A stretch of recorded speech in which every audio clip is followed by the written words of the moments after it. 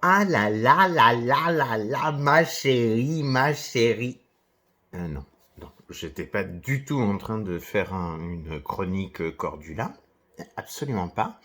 Simplement, je commence un petit peu à regarder les commentaires qui ont été faits sur ma petite vidéo sur les soucis qu'il y a par rapport à des regroupements hygiéniquement discutables, hein, voilà, par rapport à la reprise d'une épidémie. Et donc, plein de très gentils commentaires, et ça me fait énormément plaisir. Voilà. Et un commentaire de Sabine, 78-75. Oui, je regarde mes notes quand même, parce que je ne savais plus si c'était 75-78, c'est-à-dire qu'elle est née en 1975 et habite les Yvelines, ou alors si elle est née en 1978 et habite Paris. Hein, voilà. Ou alors si les numéros qu'il y a après son prénom signifient complètement autre chose. Donc Sabine 78-75, ma petite Sabine, tu nous parles d'un truc hyper intéressant qui est finalement les libertés fondamentales. Et je me disais, ce serait rigolo de discuter ensemble de libertés fondamentales. Bah oui, parce qu'on a un président de la République qui est un président en même temps. C'est-à-dire qu'il veut tellement, que tout le monde soit d'accord, voilà, c'est-à-dire qu'il va définir quelque chose, qui va donner des droits, mais entraîner des devoirs, n'est-ce pas? Mais sauf que les gens qui vont avoir des devoirs pour garantir les droits des premiers gens, eh ben, ça peut être un petit peu embêtant d'avoir ces devoirs-là. Donc, il va enlever un petit peu de devoirs, tout en ce que ces gens-là, ils aient pas moins de droits. Et réciproquement. Et en même temps, est-ce qu'il se passe quelque chose politiquement? Bah bof. Non, en fait, bof. Alors c'est très chouette d'être centriste, hein. C'est très chouette d'être centriste. Mais du coup, forcément, ça fait une espèce d'immobilisme politique. Si à aucun moment on dit crac, on va faire une loi qui va dire ça, et ce sera comme ça et pas autrement, en fait, on n'avancera jamais. Parce que c'est pas comme ça qu'on fait de la politique. On fait de la politique en essayant d'avancer. Forcément, obligatoirement, il y a des gens à qui ça va pas plaire. Obligatoirement. Mais sinon, on n'avance pas. Sinon, on fait pas avancer l'avancée politique. Enfin, voilà, c'est de la politique, quoi. Faisons de la politique. Mais la question, finalement, n'était pas ici. Et en même temps, elle est ici. Ben oui, parce qu'elle est extrêmement intéressante. Ah, j'ai une notification sur Facebook, apparemment. Quelqu'un a bien aimé aussi ma vidéo. Alors, mes petits chats, simplement, j'avais envie de parler de liberté fondamentale. Parce que, finalement, restreindre la liberté d'aller et venir, restreindre surtout la liberté d'aller et venir, hein, et puis dire aux gens, vous devez porter des masques, sinon vous allez être malade. Alors sinon vous allez être malade, en général les gens ils s'en foutent complètement. Parce que de toute façon, ils portent les masques là, avec le nez. Le nez qui continue de morver sur l'intégralité de l'humanité. Donc ceux, ils en ont rien à foutre. Ils portent un masque. Je porte un masque. Oui, il couvre absolument rien de ce qui peut transmettre la maladie. Je porte un masque. Je porte un masque. Regardez, je porte un masque. Je suis civique, moi, madame. Oui, je suis civique. Donc ils sont pas du tout civiques ces gens-là, et surtout ils sont cons. Hein, voilà, un masque, ça se porte. Un masque pour une maladie respiratoire, ça se porte sur les endroits où il va y avoir des échanges respiratoires. C'est-à-dire là et là. Voilà. Donc là, vous comprenez pas ce que je raconte, mais c'est normal, parce que je porte un masque. Je porte un masque efficace. Oui. Ah oui. Parce que si c'est comme ça, c'est comme si vous mettez une culotte avec la zizouille à l'extérieur. Ça ne sert absolument à rien. Essayez d'aller vous balader dans la rue avec la zizouille à l'extérieur de votre culotte. Je pense que ça risque de mal passer. Bon, en fait, on n'en était pas du tout à parler de ça. J'en étais à avoir envie de vous parler des libertés fondamentales. Parce qu'il y a des gens qui disent « Ah bah oui, mais si on nous oblige à porter un masque, eh bien c'est une atteinte à notre liberté fondamentale de... » De quoi d'ailleurs? De quoi d'ailleurs? Et qu'est-ce qu'une liberté? Une liberté? Oh non, une liberté? Qu'est-ce qu'une liberté fondamentale?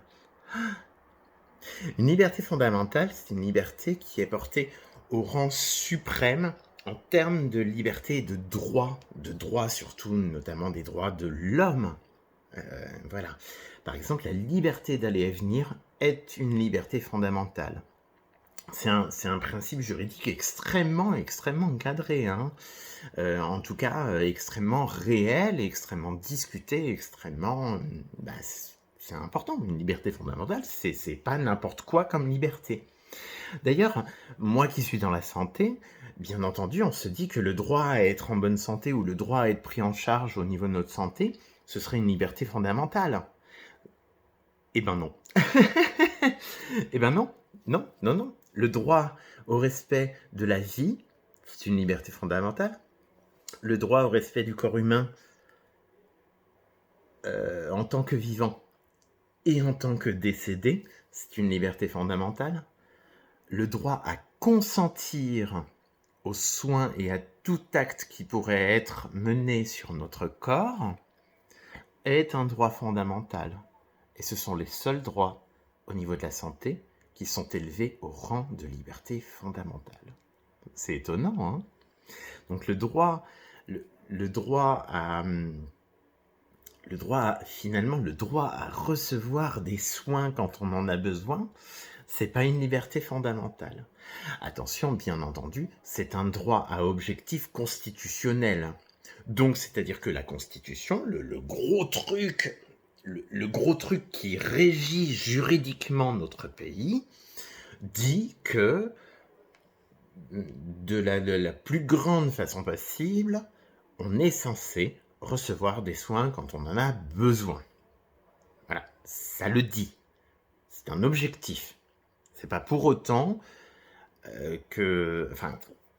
c'est-à-dire qu'on va essayer, on va essayer de remplir cet objectif, mais s'il n'est pas rempli, on ne va pas sanctionner la personne qui n'aura pas eu la possibilité. C'est-à-dire qu'il y a une obligation de moyens, il n'y a pas une obligation de fin. Ça, c'est très important. On ne va pas sanctionner, par exemple, on ne va pas sanctionner tous les maires d'une ville qui n'ont pas été chercher tous les SDF de sa ville pour les faire soigner, pour arrêter qu'ils soient SDF et arrêter qu'ils soient malades et qu'ils décèdent dans la rue parce qu'il fait froid. On ne va pas mettre des amendes ou mettre en prison les maires qui n'ont pas réussi à soigner les gens. Donc c'est intéressant ce côté liberté fondamentale parce que ça donne une contrainte ou ça n'en donne pas, justement. Donc ça, c'est assez intéressant. Eh oui. Mais du coup, je parlais très notamment de cette liberté fondamentale d'aller et venir. Celle-là, elle est fondamentale, vraiment. Mais qu'est-ce qui s'est passé pendant le confinement? On nous a restreint cette liberté fondamentale. On est bien d'accord. On n'avait plus le droit d'aller et venir. Ou tout au moins, il fallait justifier par une attestation, une attestation sur l'honneur que notre déplacement était justifié, que nous avions besoin de nous déplacer pour une raison absolument impérieuse, c'est-à-dire aller acheter à manger, aller porter assistance à quelqu'un qui ne pouvait pas s'auto-porter assistance, par exemple. Voilà, enfin, pour des choses très précises. On a restreint donc notre liberté fondamentale d'aller et venir. C'est extrêmement intéressant. Juridiquement, c'est extrêmement intéressant. Qu'est-ce qui a permis de faire ça? L'état d'urgence sanitaire, bien entendu. Donc il s'agit d'une loi qui a été votée, qui s'appelle l'état d'urgence sanitaire, et tant qu'on était en état d'urgence sanitaire, on pouvait prendre ce genre de mesures assez exceptionnelles. Et c'est une chose sur laquelle on a réfléchi avec mes collègues, parce que, très franchement, il n'y avait absolument aucun autre moyen. On était obligé de fabriquer une loi Je suis monsieur Emmanuel Macron, d'accord? Président de la République. Je vais pas aller regarder dans les jurisprudences d'avant ou je vais pas me renseigner sur ce qui serait possible de faire. Non, non, non. Moi, je vais envoyer un projet de loi. Enfin, je vais demander à mon gouvernement d'envoyer un projet de loi, quoi. Je veux dire, moi, je suis burné, quoi. Donc, on va faire des projets de loi. D'accord? Et avec ce projet de loi, comme ça, on va faire ce qu'on va vouloir. Avec les doigts, hein, vous voyez. C'est les doigts comme ça, c'est quand on fait ce qu'on va vouloir. Je le fais bien. Mais donc, ils ont fait un projet de loi, une loi qui a été votée très rapidement, puisqu'il s'agissait bien entendu de l'état d'urgence sanitaire. Et grâce à ces mesures d'état d'urgence sanitaire, on a pu prendre certaines mesures qui restreignaient des libertés. Youpi, youpi. Et donc la question, n'y avait-il rien dont on aurait pu se servir plutôt que fabriquer quelque chose de novo, hein, comme on dit en latin, c'est-à-dire à partir de rien on fabrique quelque chose? Est-ce qu'on n'aurait pas pu prendre quelque chose qui existait avant pour s'en saisir et le mettre simplement en application? Si je pose cette question, c'est que bien sûr il y a une réponse. Mais oui, on aurait pu, oui, oui, oui, oui, oui. Je le fais bien, oui. Revenons en 1916. Ah là là. Première Guerre mondiale, etc. Il y a les ennemis qui risqueraient d'arriver en Provence, notamment à Toulon. Et là, le préfet de Provence prend un arrêté qui interdit la circulation, notamment sur le port de Toulon. Il y a deux personnes qui sont très très embêtées par cet arrêté. C'est une prostituée qui s'appelle Madame Dole et sa copine, prostituée, qui s'appelle Madame Laurent. Mesdames Dole et Laurent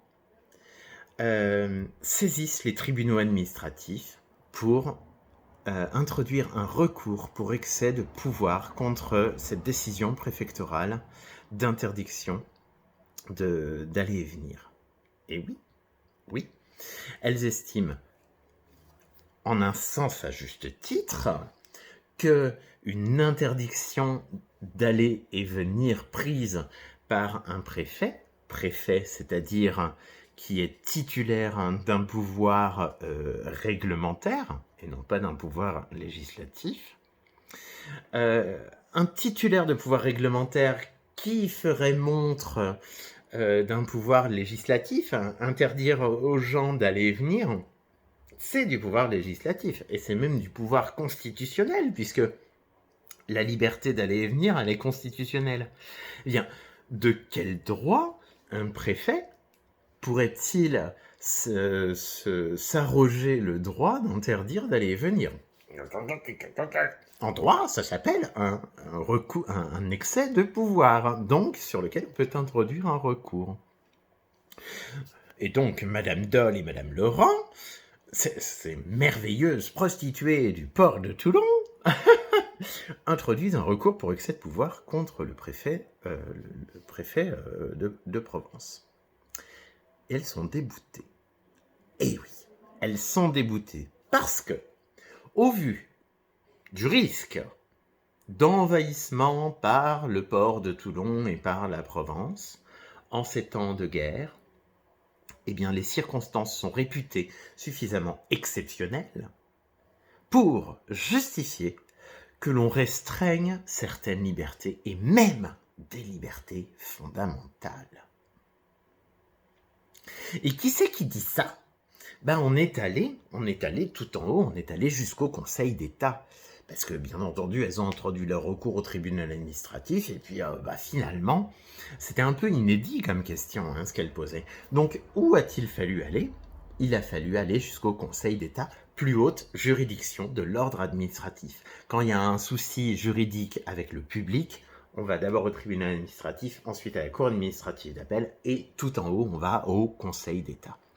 Et donc, le Conseil d'État a rendu un arrêt très important qui s'appelle aujourd'hui l'arrêt Dame Dole et Laurent, Dame au pluriel, pour Mesdames Dole et Laurent, l'arrêt d'Amdol et Laurent, vous pouvez tout à fait le trouver, qui dit que en cas de circonstances exceptionnelles, on peut se permettre de restreindre certaines libertés fondamentales. C'est extrêmement important et c'est un arrêt du Conseil d'État qui a fait partie, parmi énormément d'autres, de la fondation de l'ordre administratif juridique français.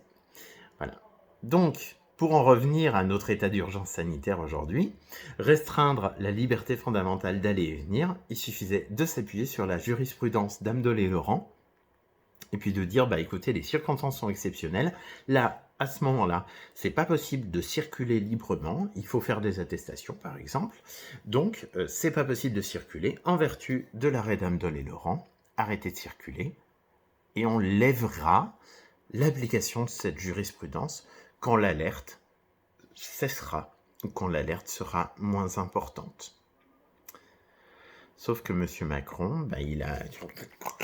Je suis M. Macron, et moi, comme je dirige la France, je fabrique des lois. Enfin, je fabrique des projets de loi, je les fais voter par mes députés, mes sénateurs, youpi, youpi. Voilà. C'est une affaire de grosses couilles, en fait. C'est tout.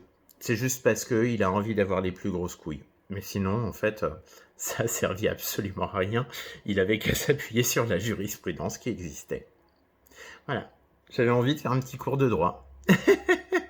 Et c'est grâce à Sabine7875 que j'embrasse. Et puis, bien sûr, je vous embrasse tous. Mais Macron, c'est qu'une affaire de grosses couilles. Salut, bisous.